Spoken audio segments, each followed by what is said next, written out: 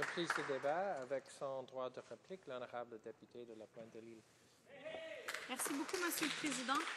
Et comme vous savez, c'est toujours un honneur pour moi de pouvoir me lever en chambre pour parler de responsabilité sociale des entreprises, qui est un sujet qui me tient particulièrement à cœur.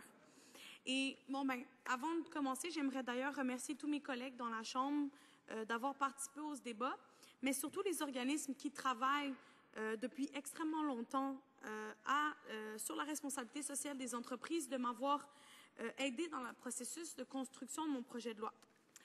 Et je m'étais fait une promesse, Monsieur le Président, et c'est que j'ai très peu de temps pour vous répondre. J'ai 5 minutes, et je m'étais promis que je n'allais pas répondre aux conservateurs.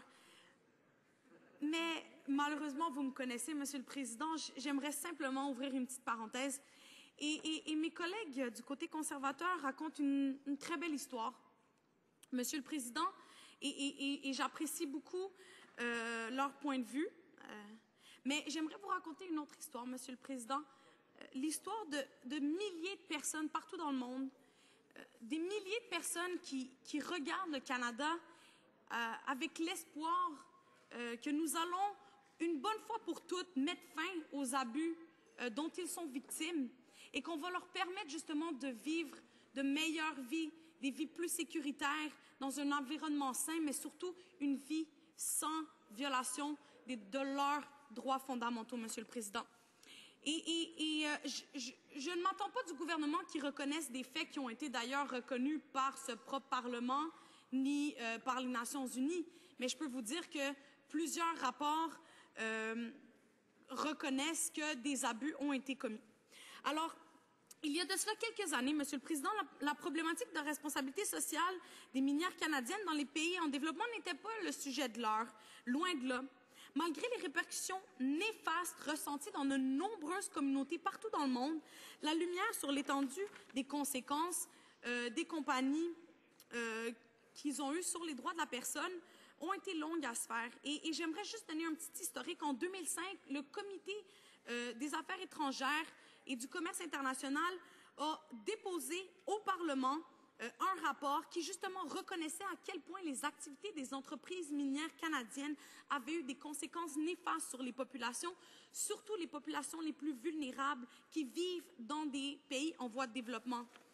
Le rapport justement recommande au gouvernement canadien de renoncer à une approche volontaire et il réclame justement des politiques plus strictes en matière de responsabilité sociale des entreprises. Et en 2006, le gouvernement conservateur, tout de suite après son élection, a dit « C'est parfait, nous allons répondre à ce rapport-là avec une série de tables rondes nationales sur la responsabilité sociale des entreprises. » Les ONG, l'industrie et la société civile ont participé à ces consultations-là et ont adopté un rapport. Et le rapport, justement, qui a donné naissance un peu à ce projet de loi-là, qui recommandait la création d'un ombudsman. Mais qu'est-ce que les conservateurs ont décidé de faire? C'est d'utiliser des mesures volontaires, exactement ce que le rapport qui a été adopté par ce Parlement-là disait de ne pas faire.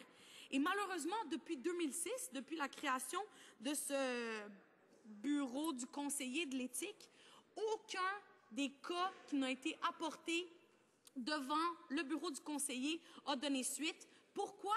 Parce que les entreprises ont refusé de participer au dialogue. Alors, les députés conservateurs ont beau parler de leur approche de médiation et de dialogue, cela n'a pas fonctionné. Et, Monsieur le Président, pendant que je vous parle, en ce moment même, des personnes, des êtres humains, merci, Monsieur le Président, des êtres humains sont en train de vivre des situations d'abus dans lesquelles leurs droits fondamentaux sont violés. Alors, Monsieur le Président, la stratégie de la régulation et des mesures volontaires ne fonctionnent pas, Monsieur le Président. Donnons enfin une voix à ces centaines de milliers de personnes-là qui, malheureusement, ne peuvent se faire entendre et qui vivent un enfer. Monsieur le Président, je supplie le gouvernement, qui d'ailleurs a accepté et a adopté ce rapport-là et a accepté la recommandation principale de la création d'un ombudsman. L'industrie minière, l'Association canadienne des minières a signé le rapport, Monsieur le Président. Tout le monde s'entend pour se dire un ombudsman doit être créé et pour les centaines de milliers de personnes qui vivent des situations d'abus et de violation de leurs droits fondamentaux, Ils ont le droit, Monsieur le Président. Merci beaucoup.